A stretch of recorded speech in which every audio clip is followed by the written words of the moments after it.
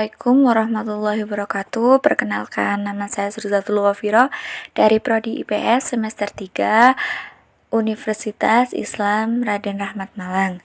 Di sini saya akan mempresentasikan tentang mekanisme pasar 1. Yang pertama, hukum permintaan dan kurva permintaan. Sebelum kita mengetahui bagaimana hukum permintaan itu, kita jelaskan dulu apa itu permintaan.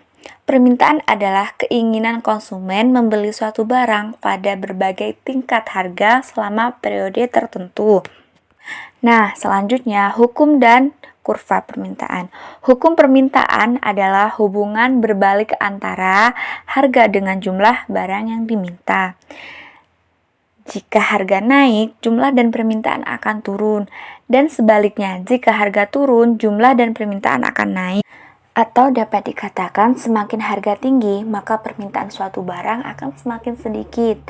Dan semakin harga rendah, maka permintaan barang semakin banyak. Saya Huzaimatul Fitria akan menjelaskan mengenai kurva permintaan dan pergeseran kurva permintaan. Kurva permintaan. Pengertian dari kurva permintaan yaitu sebuah grafik yang menggambarkan suatu hubungan atau keterkaitan antara harga dengan jumlah komoditas yang ingin dibeli oleh konsumen. Guna dari kurva ini yaitu memperkirakan perilaku dalam pasar kompetitif dan seringkali digabungkan dengan kurva penawaran untuk memperkirakan titik ekuilibrium atau jumlah penawaran dan permintaan sama. Nah, di bawah ini merupakan contoh kurva permintaan. Contoh pedagang bakso saat harga bakso 17.000 per mangkok, permintaannya 5. Setelah harganya naik, permintaannya turun sesuai dengan hukum permintaan. Nah, selanjutnya saya akan menerangkan tentang faktor-faktor yang mempengaruhi permintaan. Terdapat beberapa faktor yang mempengaruhi permintaan, antaranya yang pertama, harga barang itu sendiri. Jika harga suatu barang begitu murah, maka permintaan terhadap barang tersebut bertambah. Begitu juga sebaliknya. Dan yang kedua, harga barang lain yang terkait.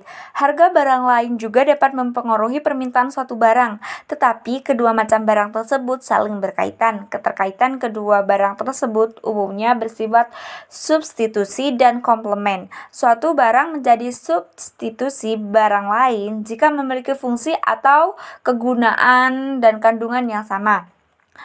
Tingkat pendapatan per kapita. Tingkat ini mencerminkan daya beli. Semakin tinggi tingkat pendapatan daya beli, maka akan semakin kuat sehingga permintaan kepada suatu barang meningkat. Atau dalam kata lain, mencerminkan daya beli. Makin tinggi tingkat pendapatan, daya beli makin kuat sehingga permintaan terhadap suatu barang meningkat. Selera atau kebiasaan.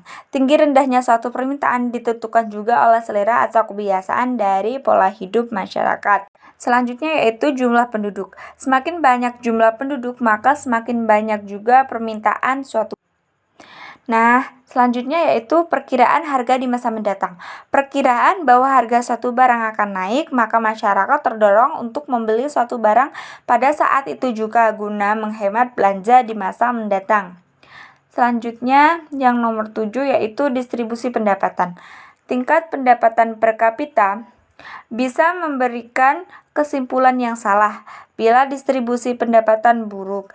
Jika distribusi pendapatan buruk, berarti daya beli secara umum melemah sehingga permintaan terhadap suatu barang menurun. Yang terakhir, usaha-usaha produsen meningkatkan penjualan. Bujukan para penjual untuk membeli barang besar sekali peranannya dalam mempengaruhi masyarakat. Usaha-usaha promosi kepada pembeli yang sering mendorong orang untuk membeli banyak daripada biasanya. Pergeseran kurva permintaan. Nah, bagaimana sih kurva permintaan ini bisa mengalami pergeseran baik ke kanan maupun ke kiri? Pergeseran ini terjadi karena berubahnya jumlah produk yang diminta konsumen sebagai akibat dari berbagai faktor, kecuali faktor harga produk tersebut. Nah, berbagai faktor yang dimaksud diantaranya adalah pendapatan konsumen, harga produk, selera, harapan, dan jumlah pembeli. Nah, contoh yang kita terapkan yaitu pendapatan konsumen. Untuk barang normal, apabila pendapatan konsumen meningkat, maka jumlah barang yang diminta akan meningkat pula dan kurva permintaan akan bergeser ke kanan.